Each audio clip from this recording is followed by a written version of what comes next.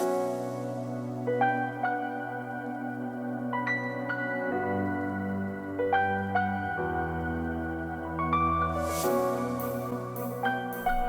friends, loves a lot of people and should probably express it more before it's too late here, bringing you another Dota 2 video on behalf of Dota Alchemy, in which we're going to be discussing rotations.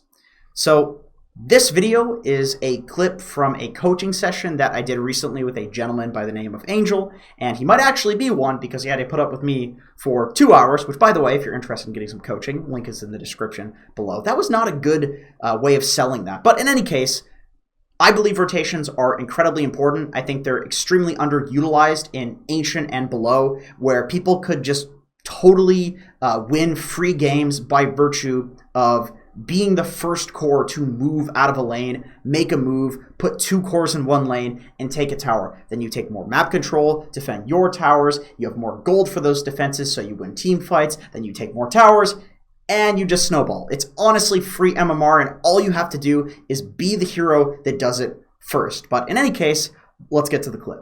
So, yeah, your goal at this point is to so this is when I would make this rotation if I were you.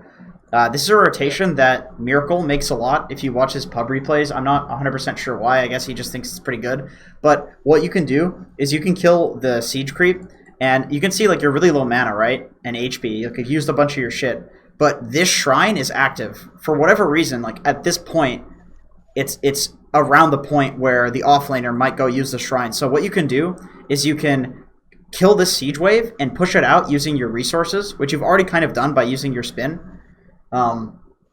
So you push this out using your resources, and then you'd be like, hey, Leshrac, take the bot lane. The bot lane is yours. You give us support the lane, and then you go here and shrine, and then walk up and kill this Razor with your Necrophos, and then you take this tower. That's such a good rotation because due to this shrine being active, it allows you to push this lane out with your resources and then use the shrine. And worst case scenario, you come up here and rotate here, and either you or the Necrophos has to go back to the triangle, which honestly is a better place for you to farm as a carry anyway. You get so much farm here. And that allows you to give a support your lane who needs the XP. Even your Earthshaker, who's now level 3 and kind of worthless at 7 minutes, can take the lane and possibly get a Blink Dagger early on into the game. And that's incredibly effective to give him a lane to farm. So that's the only reason I would recommend not going for this build, because you want the Omni so that way you can make a rotation. That's also why people go for okay, you full face boots, that's definitely okay. But that's why people go for 2 Wraith Bands on Jug. Because that way, when you make the rotation, it's really, really efficient stats, so that your Omni Slash isn't just pathetic. But if you have the phase boots, your Omni Slash is going to be pretty good.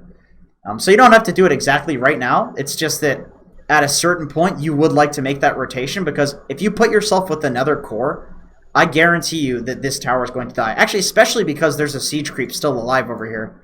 So essentially here, you've already done the job. There's no siege creep pushing for you. There's no siege creep pushing into you. So this lane is now static. Nothing's going to happen here.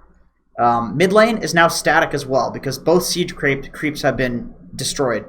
But up here, they have no siege creep and you have a siege creep. So this would be the perfect opportunity to go here. Okay, here's the rotation that I made.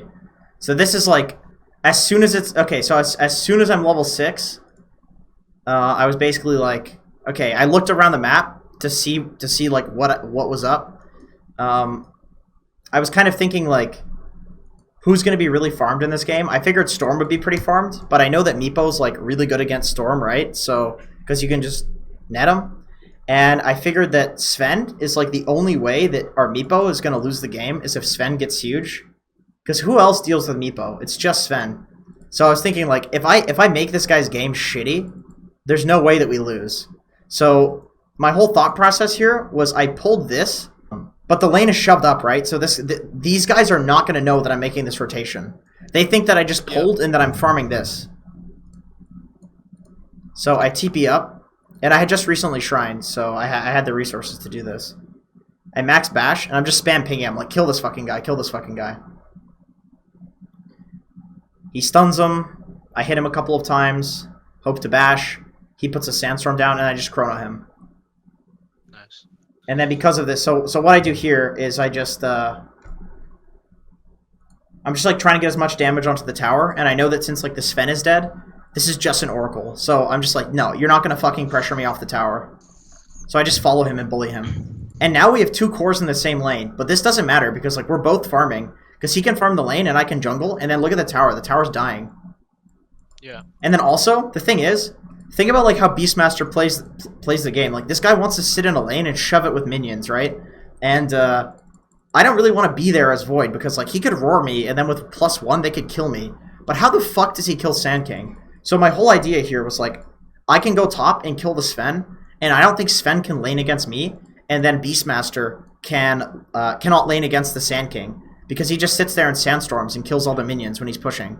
So this rotation is not only like because I wanted to kill the Sven for the Meepo, and because I just wanted to rotate with Chrono, it's also because I figured that Sand King could go bot against Beast. Because I play Beast. I know it's like really annoying if there's just some fucking guy sandstorming in your wave. Because you want to push towers. He gets like a Vlad's and he pushes, or he gets a Solar and he pushes.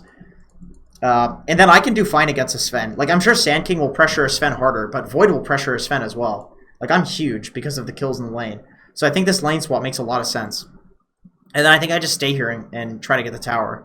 So I realize that one clip of an individual rotation does not generalize all rotations in any way, shape, or form. So I wanted to put a rule of thumb at the end here to help out anybody who wants to make better rotations.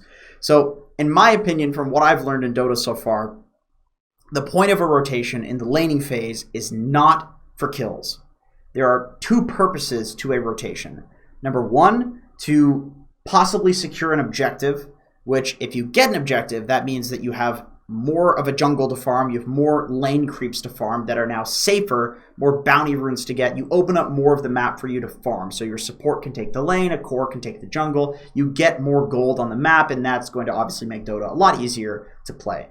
And the second point, and arguably the more important point, is you make a rotation to reorient your heroes on the map to just pressure the enemy team better. So in the previous clip, the example was, I believed that Beastmaster would do really terribly against Sand King. So if I take the Sand King's lane and he swaps with me, that lane will be better. Even though I was farming pretty well as a Void, Beast was also farming, and I want Beast to get nothing.